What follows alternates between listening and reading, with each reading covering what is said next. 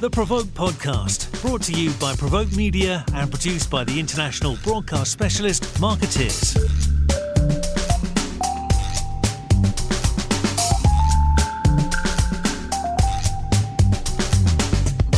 Hi everybody and welcome to the PRovoke Media Podcast. We are in Cannes for what has, I think it's fair to say, become an annual event. Which is me sitting down with Jen Risi from The Sway Effect and talking a little bit about the state of the industry. It's always fun to have you on board, Jen, so welcome. Thank you for having me. And it's always good to have this sort of gathering where we can sit down and take stock of sort of PR's place in the world. We're here surrounded by, and to a certain extent, in an atmosphere dominated by both advertising agencies and increasingly technology companies. Right. And we have this weird little fundamentally human business of public relations in the middle of it all. So let's start with a really general question. How are you feeling about things? How are you feeling about the place of PR in the world, given everything that's gone on over the last 12 months? I feel very good. I feel very optimistic from my seat. I know there's a lot of changes happening at the bigger shops, but I left the bigger shops now 7 years ago, next month, to start my own shop. And, I feel that we have more of an opportunity than ever. I mean, you guys have been very supportive of us since we started, but, we're always committed to doing great PR work. And, we have a very diverse roster of clients. We get a lot of our leads through word of mouth. We do not have to participate in RFPs. And I think the power of what we do, which is specializing in corporate PR and issues management, has never been more important. Yeah, I mean, I think that part of the story is particularly interesting because there's a tendency for the headlines to be dominated by what's going on at the industry giants. And you've been part of one of those giants in the past, and you know how that works. But it feels to me that while the big guys are struggling, there are 100 mid-sized, small and boutique firms that are doing really well. The corporate sector in particular seems to be thriving. Great. Because I think you've seen this convergence of everything from geopolitics, the poly crisis, trade tariffs and other issues, the rise of AI, the fragmentation of the media, disinformation, there are a host of threats. How do you feel specifically about sort of corporate affairs and corporate communications, which is still more or less your sweet spot, right? It is. I mean, and I think that it's never been more in demand because I think C-suite leaders really do see PR as a business driver. It's not just an afterthought like anymore as part of a bigger mix. When we were talking before we hit record about at some of the bigger shops, PR is thrown in as the extra for the media buy. And the C-suite right now, I think, is really seeing the benefit of having a really good strategic partner at the table from a PR perspective. And it's not saying in lieu of their internal team, but they want a senior person externally to give their internal team perspective. And we're just seeing more and more of a need for that. Like I have 2 new business meetings while I'm here, like over the next couple of days. I didn't have those last year. I mean, I think that there is more of a demand. They see the work we do and we have more choice now. We can decide we want to work with brands who have our same values, have the same missions that we do.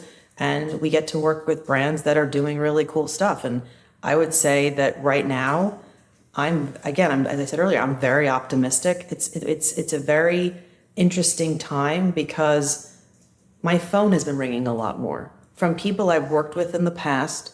And it's funny, I've seen an influx of even healthcare nonprofit work over the past 2 months. But it's all corporate communications, top tier media relations. And it's funny, at one point, maybe some of them went to a bigger shop and they realized they didn't get the results they wanted. and they want that small boutique feel, that they have access to the right talent. And yeah, they might be able to get bigger access because we have our network, but they want a small team that they can count on, that can be an extension of their team and show value. I think you just sort of answered what was going to be my next question, because I always wonder sort of what a firm like yours gets out of Cannes. Those 2 new client meetings, right. Pretty good response to that. But obviously this is, as we've already said, an event that is dominated by the ad industry, typically. And the focus is very much on the consumer side of the business. Right. But there are, I think, a few more corporate affairs folk here this year. What's driving that, do you think? I think brands want to show up where other brands are converging, where they can learn from.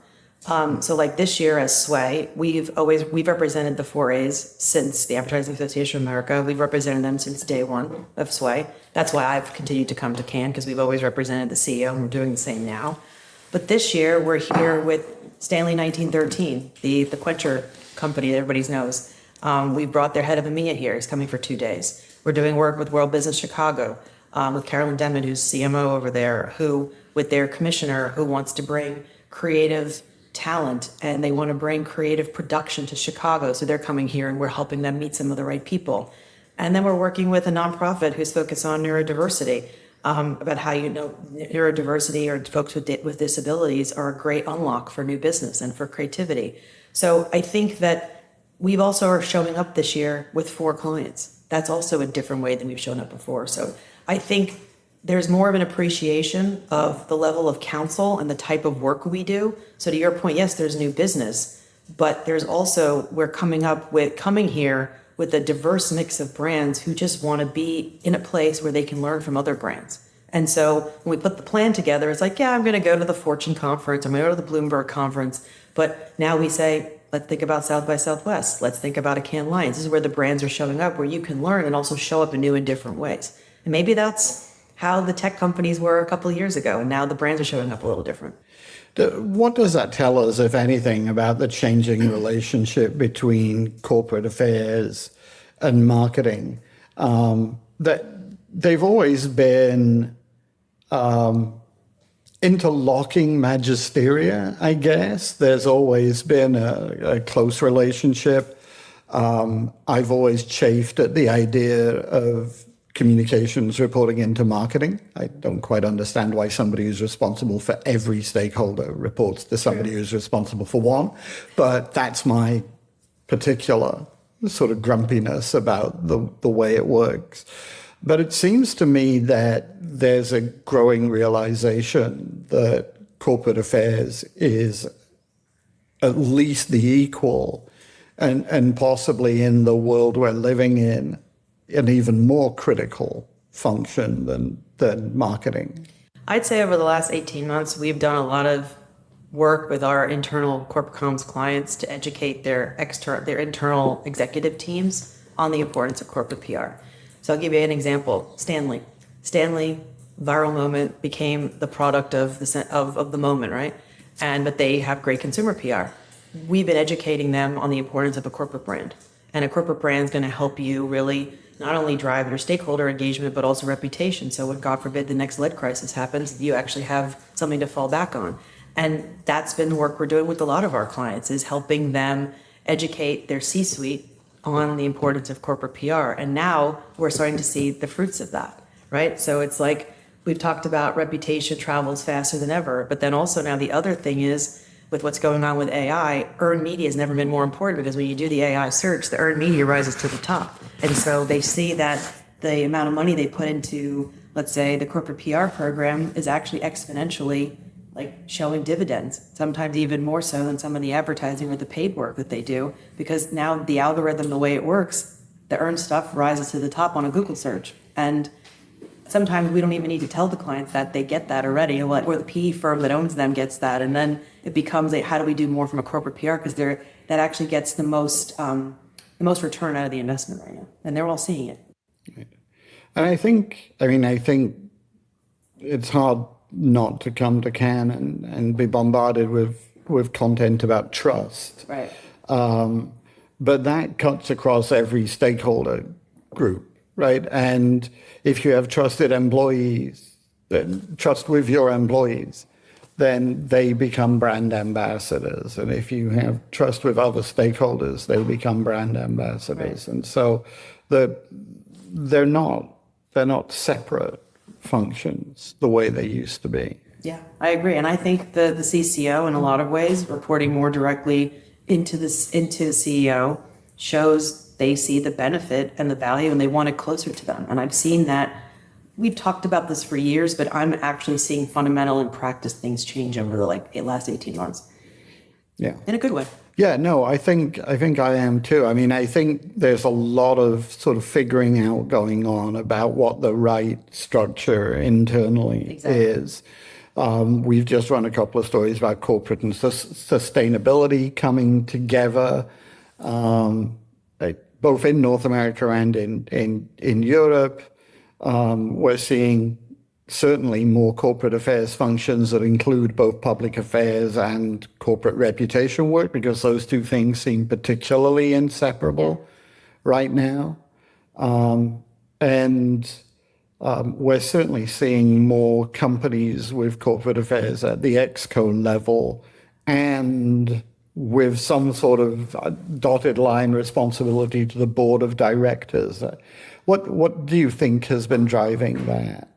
Because I think reputation and trust is more important than ever. And I think that they see that with the right corporate comm, reputation type work, it helps drive the business. We're putting more metrics in place of how what we do helps to drive business objective.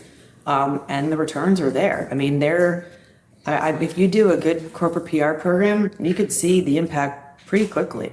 And I think that's, who doesn't like to see their company in above the fold in a major publication? I mean, it sounds like we joke around about it. It's like what's old is new again. Like old school PR is what actually is driving a lot of the decisions at a lot of these board levels and at the C-suite levels, because like even some of the brands that we're helping educate on the power of corporate PR, when you show the PE firm or someone who owns the brand, look at these 5 pieces of coverage that your competitors don't have, that now has helped you kind of leapfrog and talk about, yes, your product's at a whole other level and take your industry leadership position to another level or to solidify it.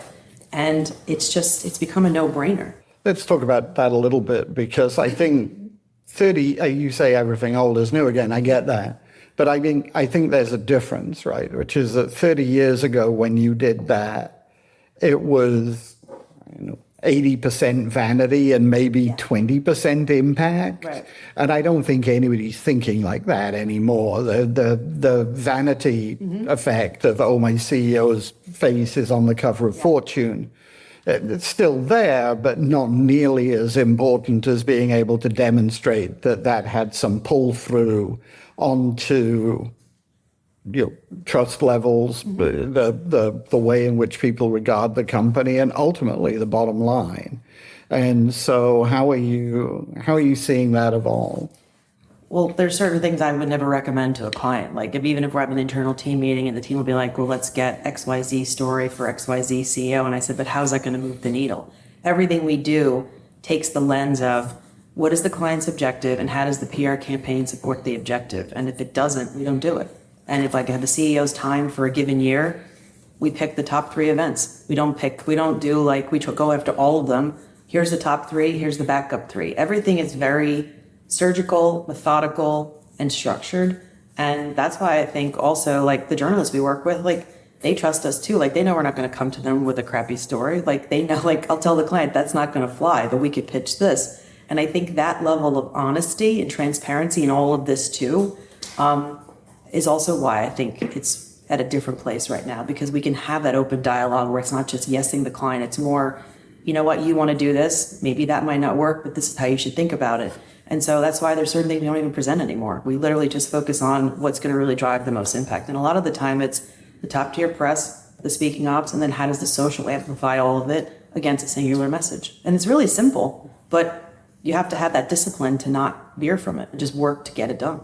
Yeah, I think one of the things that has happened over the last few years, I've been talking about this a little bit, is that I think our end product is exponentially better than it was 5 years ago. And I'm saying our as if I'm a part of this. I'm clearly not, but, my business, right? So, when I look at the work that we evaluate in our awards competition, for example, it just seems to me that the quality of data input is better than it ever was. The quality of insights that we're drawing out of that and building campaigns around is better. There's better strategy and planning.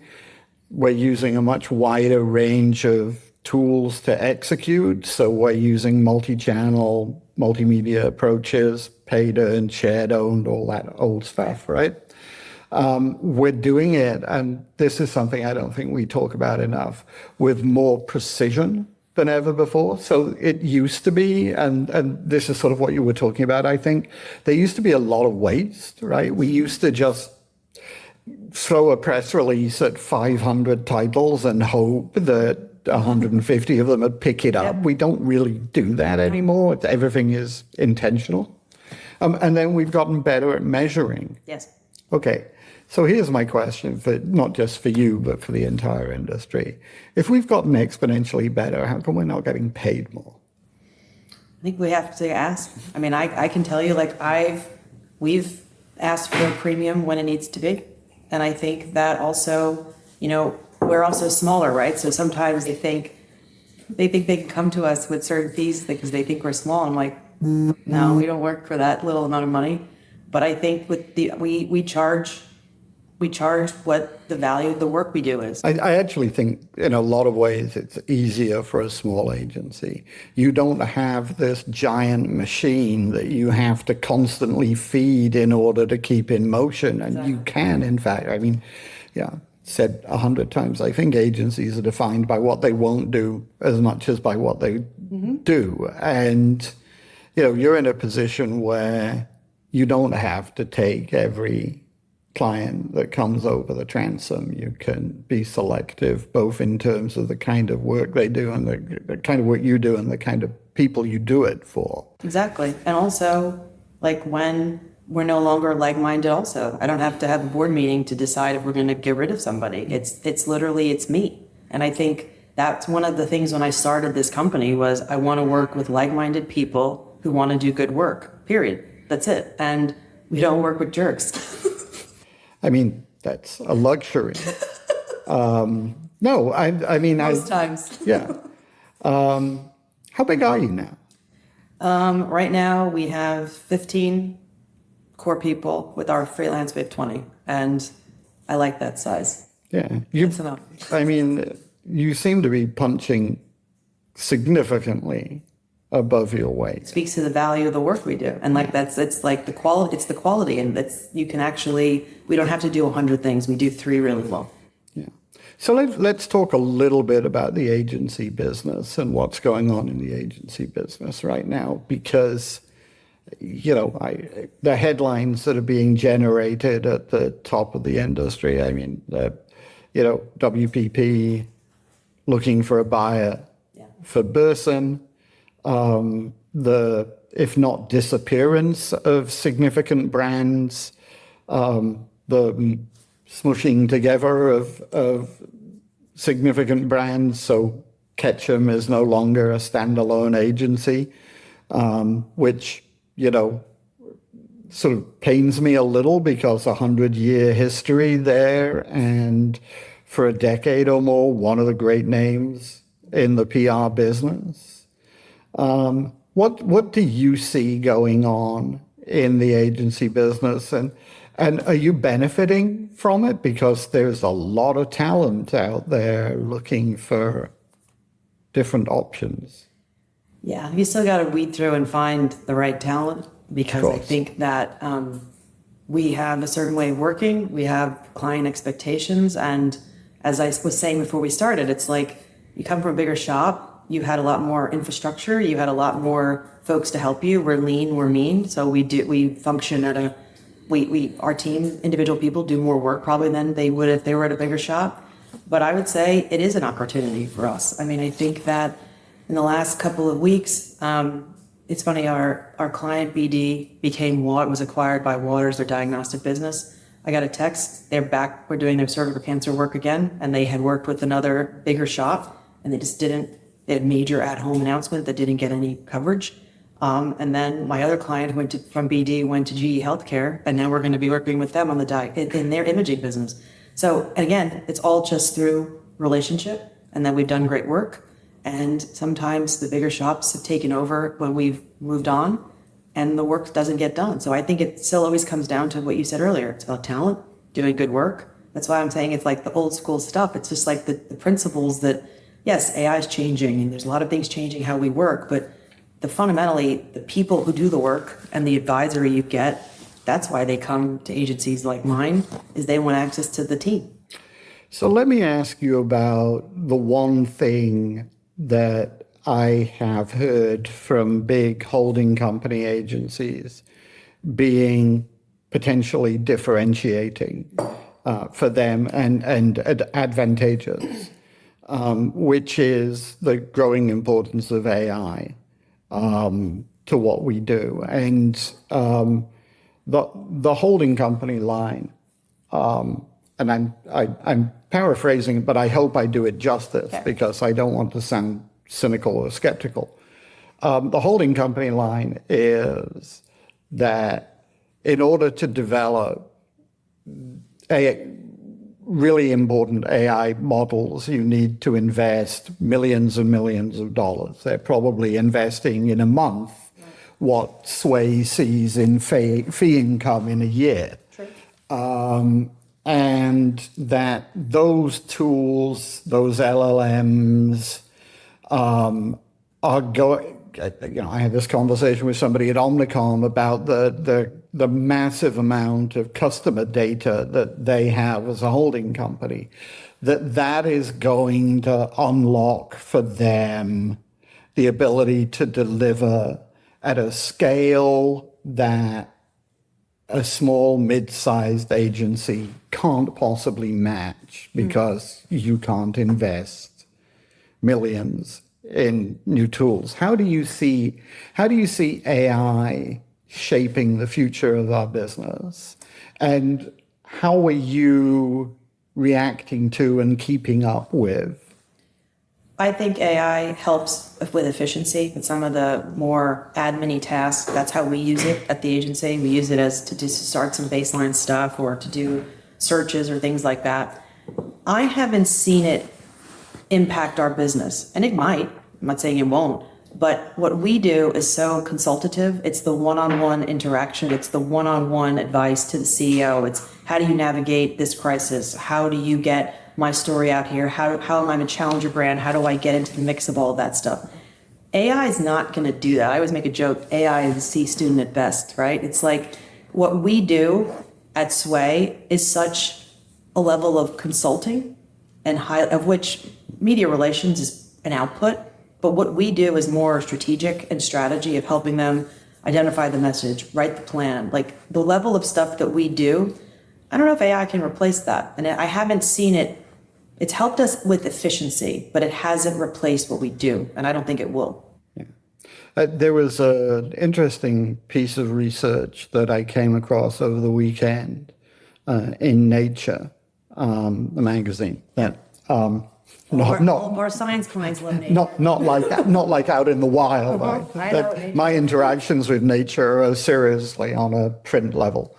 That was some early research into medical professionals and some engineers and how they were using AI. And it showed a significant decline in their skills and abilities that correlated to increased use of AI.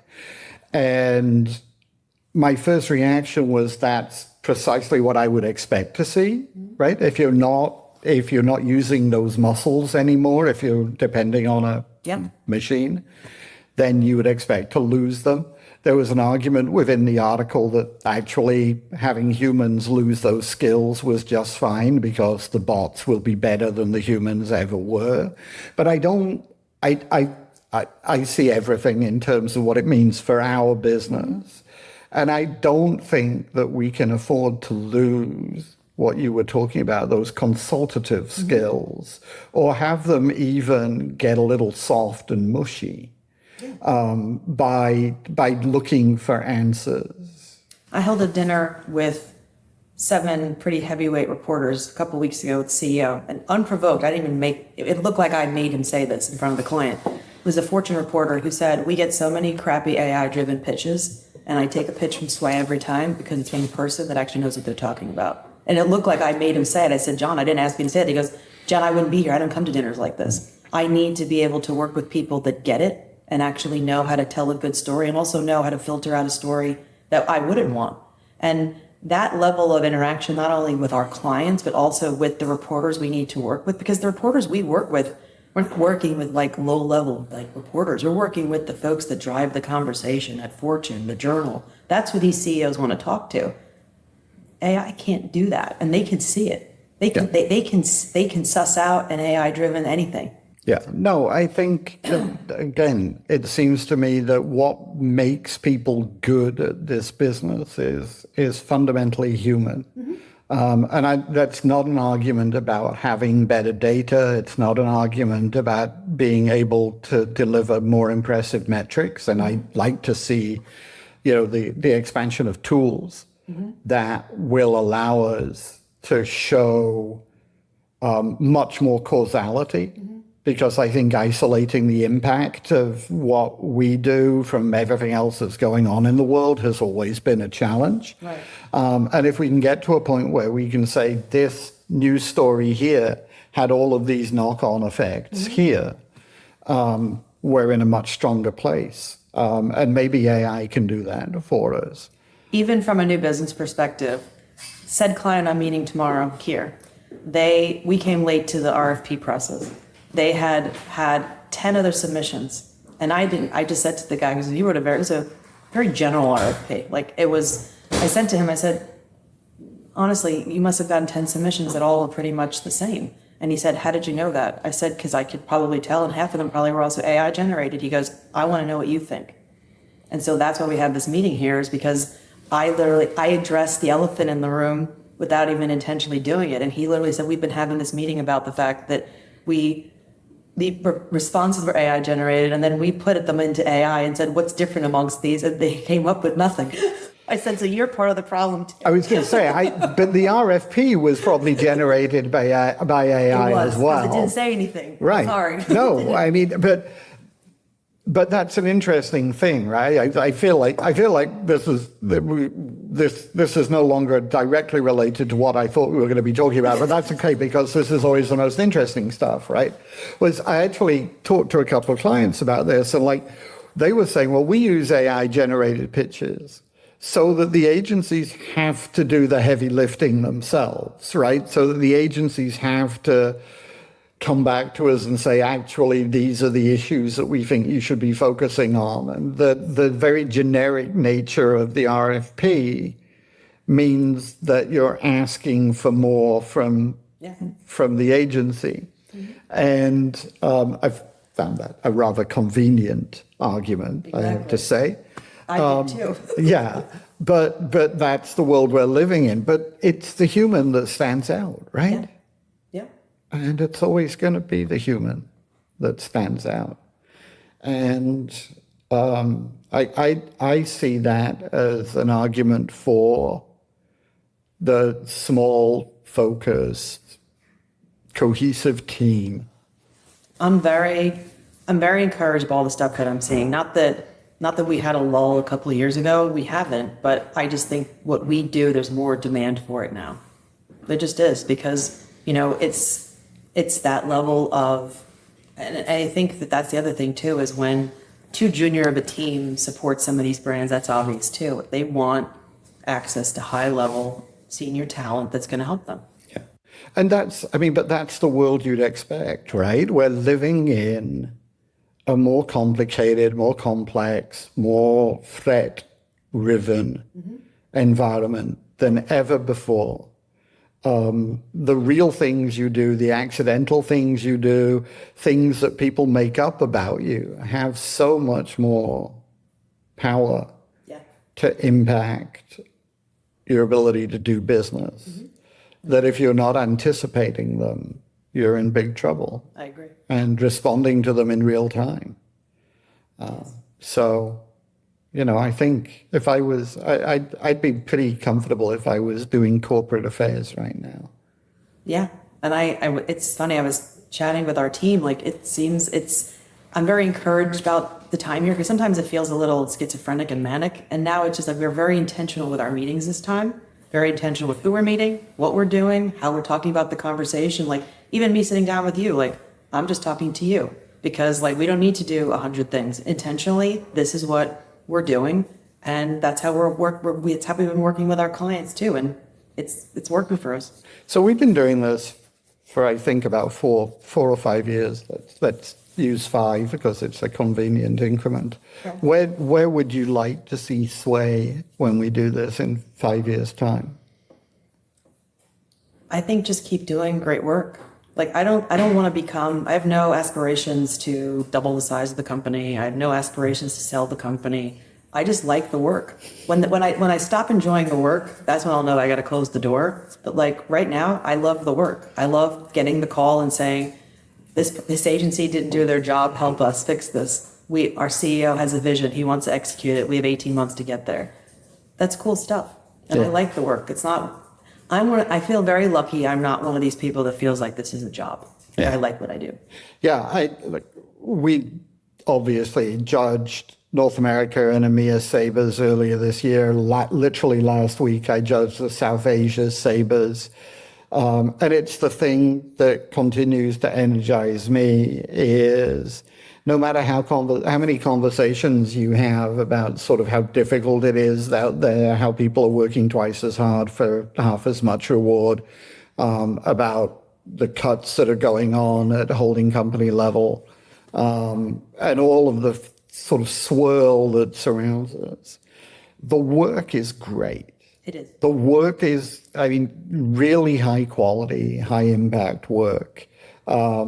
And, you get to see a bunch of it here and you get to compare it to what other disciplines are doing. And I feel pretty good about it. And we're also, from our side, like there's the core of what we do, but because we've been delivering and doing good work, we're also flexing and going in new and different areas too. So it's never boring. There's always a new opportunity, and we've done a bunch of events lately. We're doing some influencer stuff. We're doing some projects for Susan G. Komen. Like this is stuff we didn't do before. Yeah. And so to your point, like it's good work. My team works their butt off. They're amazing. But I think on the end of the day, they see what they can be like, wow, look what we did this week. It means a lot. Yeah, it's great. Thanks. Thank you. It's always fun to catch up. I'm glad that you guys are still moving forward, onward, upward. As always seems to be the case when we meet here. And thanks for joining us. No problem. Enjoy the rest of your week on the Croisette. Thank you.